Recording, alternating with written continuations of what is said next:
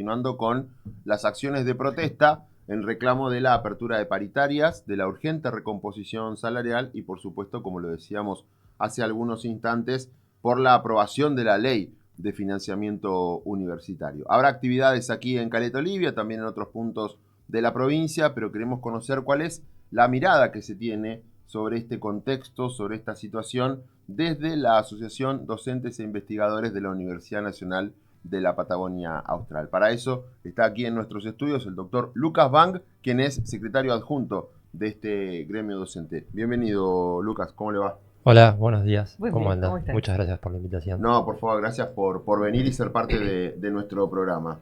¿Cómo es la situación hoy? Explicándole a la gente por qué la preocupación y por qué la fuerza que tiene este reclamo, ya en agosto, sin respuestas, desde hace muchos más meses de los que lleva este 2025. Sí, nosotros con relación al ámbito paritario, que es donde se discuten las cuestiones salariales, no simplemente las cuestiones salariales, sino también las condiciones laborales, ¿no? Porque a veces las paritarias se imaginan exclusivamente como un lugar de disputa de salario, pero también hay cuestiones que refieren a condiciones laborales, ¿no?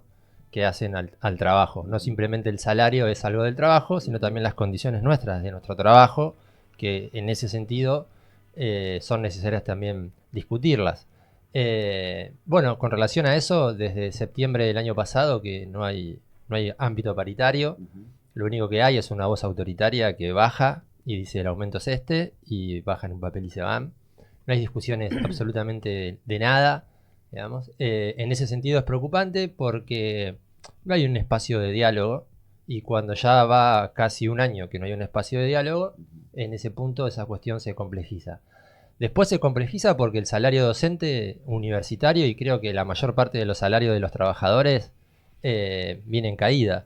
Eso también hace una preocupación. En el caso nuestro, 2 meses consecutivos con un 0% de aumento, y ahora de manera unilateral este aumento que nos dio el gobierno de 7,5 con un bono de 25.000 pesos para las dedicaciones exclusivas, la mitad para las dedicaciones semis exclusivas y la mitad de la mitad, a la redundancia, para las dedicaciones simples. Quiero decir, nuestra universidad, que tiene el 64% de dedicaciones simples, va a cobrar un bono de 6.500 pesos, ¿no? Y un aumento de 1,9, más un retroactivo de 3,9.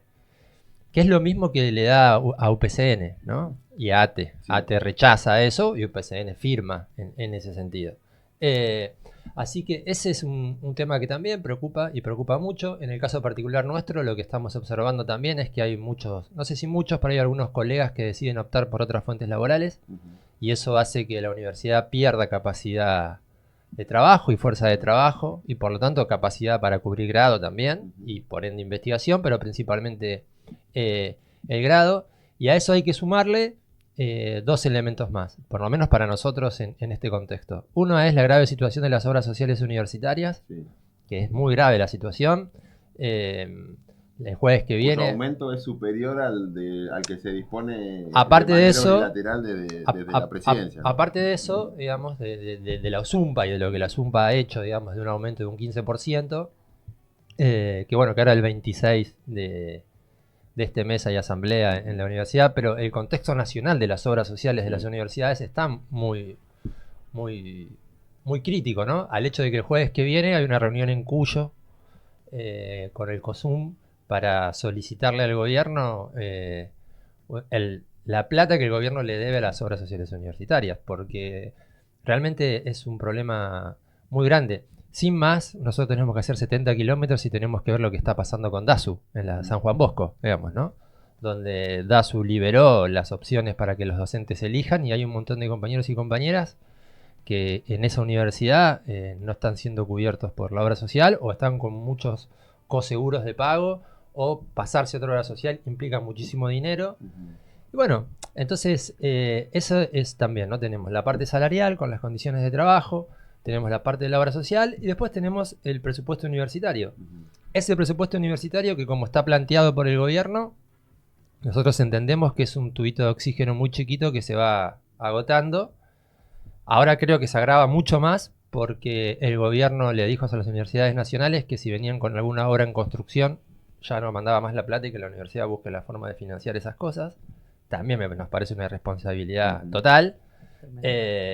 En el marco de esos presupuestos, de ese presupuesto universitario, está también la cuestión que tiene que ver con los estudiantes y la trayectoria de los estudiantes. Hay que recordar que este gobierno el año pasado suspendió las becas SIN, ¿no? Y que las sacó recién este año, cuando hay todo un proceso de convocatoria, cuando los alumnos eligen concursar una beca para hacer algún tipo de trabajo de investigación. Esas becas, si uno las analiza hacia atrás, digamos, ¿no? Lo que ve el efecto que tiene esas becas en las universidades es que es una beca que ayuda a finalizar la carrera y a su vez también incentiva a los alumnos como una beca puente para carrera con ISET. Que sí, las de estímulo a las vocaciones científicas. Exactamente. Entonces, bueno, a mí la situación es muy complicada, ¿no? Nosotros lo que vemos es que estamos en el medio y como que la pared se viene cerrando. Y la verdad que necesitamos como una reacción diferente. Y ahí hay que plantearse para mí, o sea, para nosotros, como algunos puntos para poder discutir algunos argumentos, ¿no?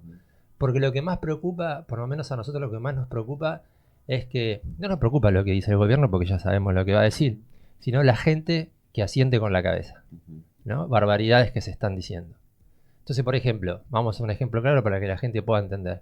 Adorni tiene el mismo presupuesto que la Universidad Nacional de la Patagonia Austral y que la Universidad Nacional de Río Negro, ¿no? Es decir, una Secretaría de Prensa de la Nación tiene el mismo presupuesto que dos universidades nacionales, ¿sí? Entonces, eso también marca una idea. Las CIDE tienen gastos reservados, 16.000 millones de dólares para gastar, ¿no? Lo que equivale a un presupuesto de una universidad. A la mitad del presupuesto de la San Juan Bosco.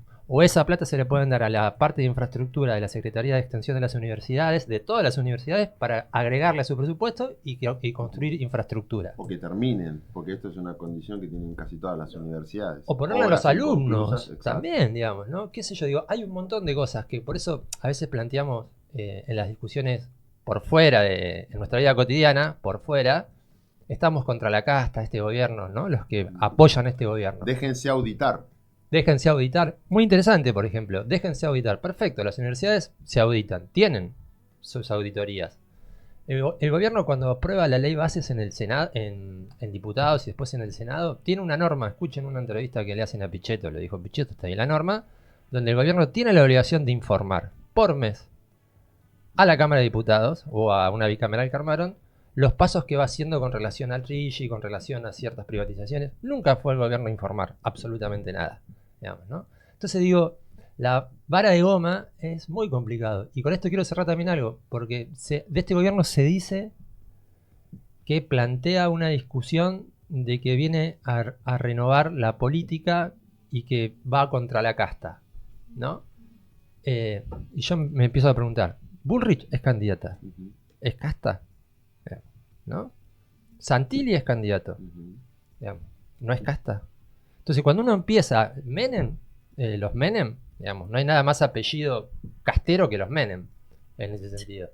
Entonces, cuando uno empieza a hacer una radiografía de esas cuestiones, es donde uno ahí empieza a decir, che, bueno, acá hay algo que no cierra, ¿no? Entonces, la verdad que nosotros tenemos que hacer entrar en la duda. Y en el presupuesto universitario, o principalmente en la universidad, hay una clara misión de este gobierno que es todo lo público, poder destruirlo, ¿no?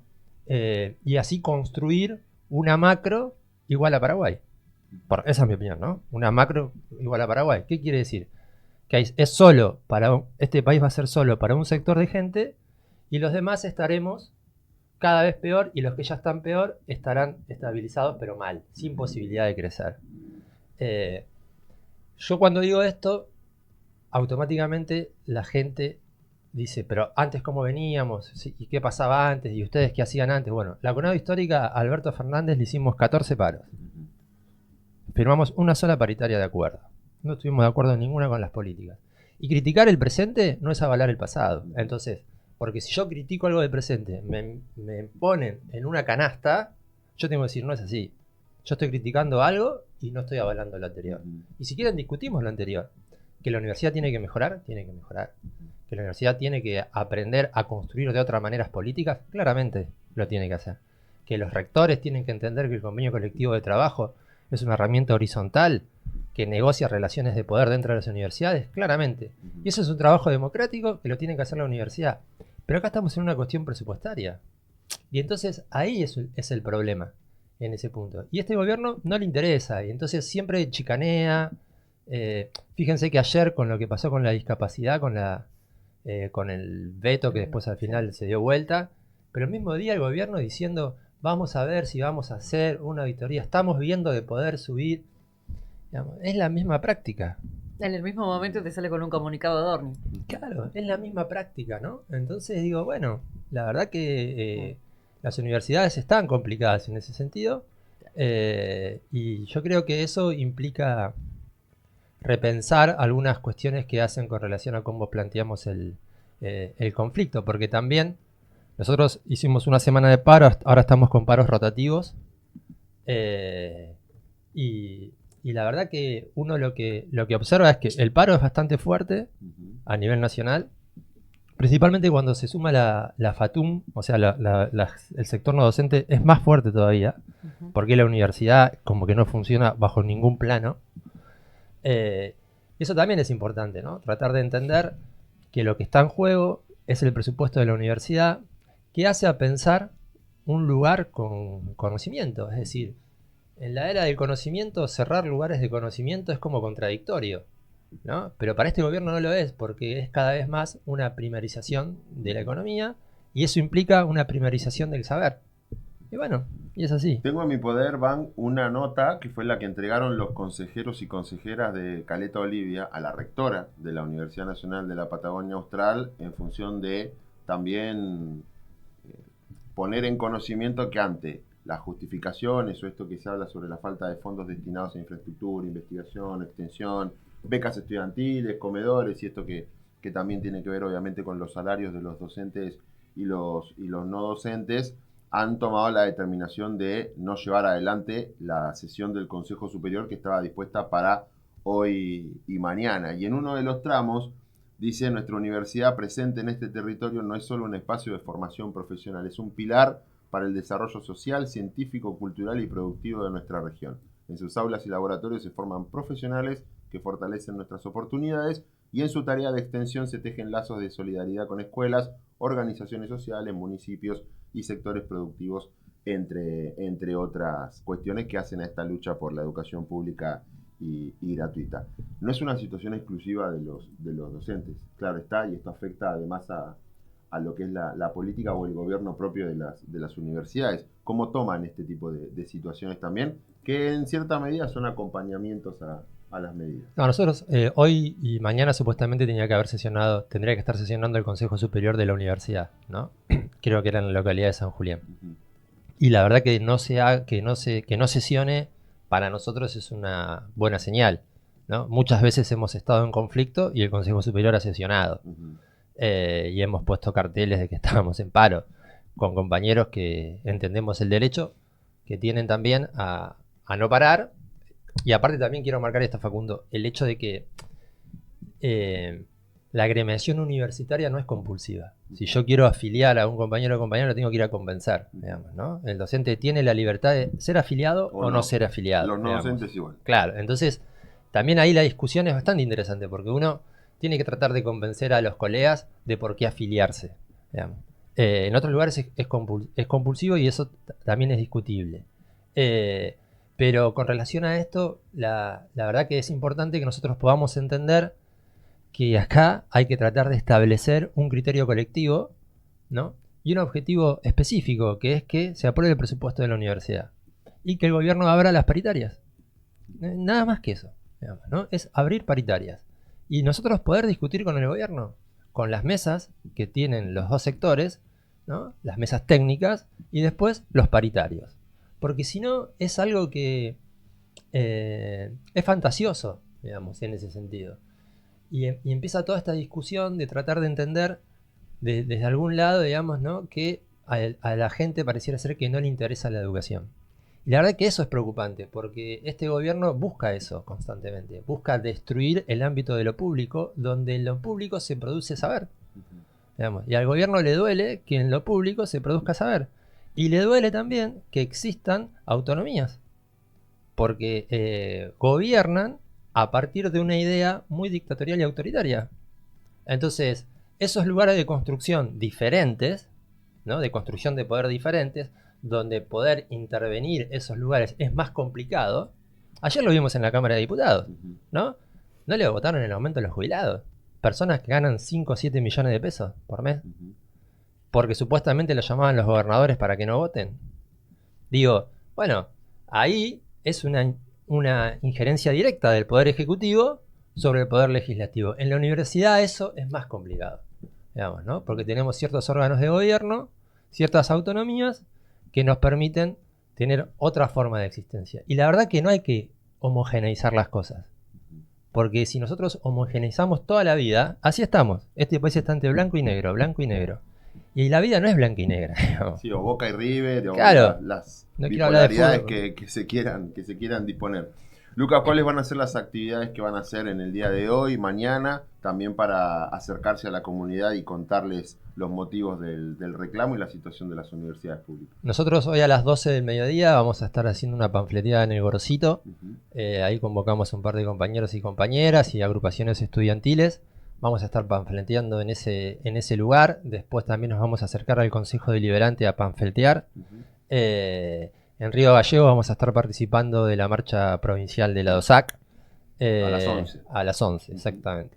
Después vamos a tener reuniones con grupos de estudiantes para poder empezar a interiorizarnos mucho más también de la situación de los alumnos, que si bien la reconocemos y la sabemos, necesitamos por lo menos tratar de establecer algunos puntos de acuerdo. Y yo creo que todo camina a nivel nacional a una marcha universitaria, digamos, ¿no? Como la de abril. Sí, la idea sería, ¿no? Tratar de poder, ese día que se vote el veto, tratar de poder estar ahí presionando fuertemente para que eso no suceda.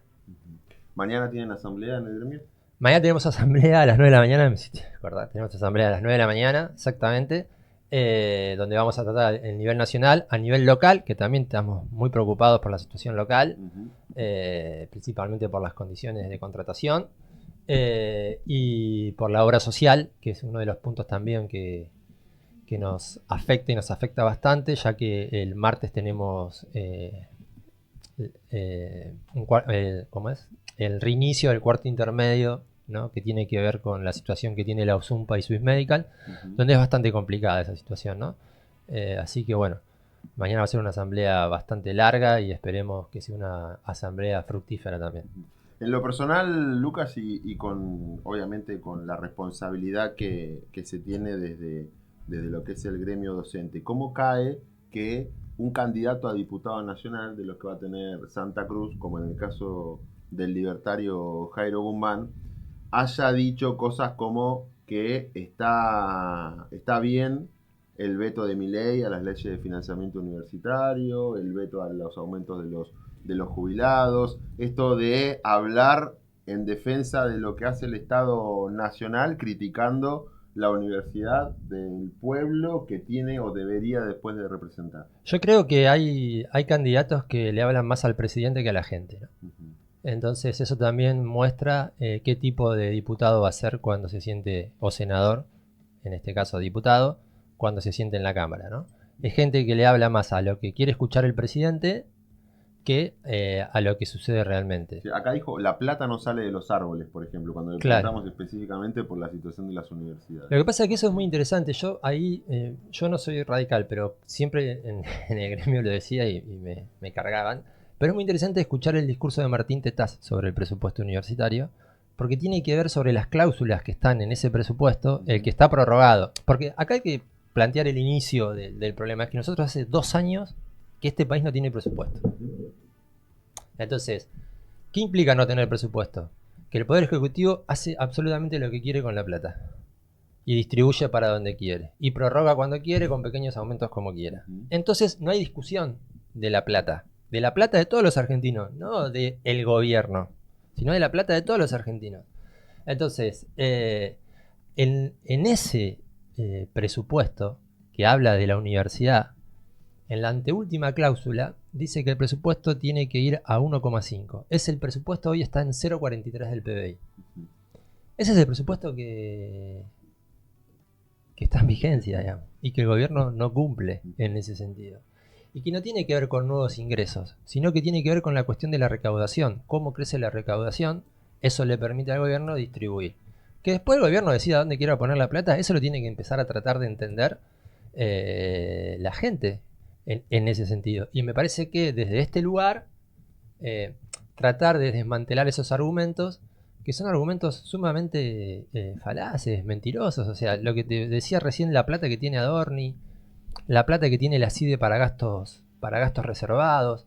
Demian Reinders, que es el presidente el que va a hacer los reactores nucleares, gana 14 millones de pesos por mes.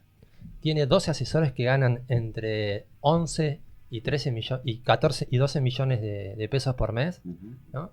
Y si eso vos, por ejemplo, lo empezás a desparramar en lo que serían docentes universitarios, por ejemplo, serían alrededor de 448 docentes universitarios de dedicaciones simples, adjuntos o ayudantes, serían alrededor de 108 becarios postdoctorales del CONICET, y él tiene esos asesores para armar reactores nucleares, mini reactores nucleares. Y nosotros tenemos el INVAP y tenemos el Balseiro. Entonces vos decís, ¿dónde está la plata? ¿Cómo se usa la plata? Entonces, hay toda una discusión que quiere plantear el gobierno, que nosotros tenemos que tratar de desmantelar ese argumento, porque es falaz. Es decir, la plata no es que, es verdad, no está en las universidades, está en otro lado.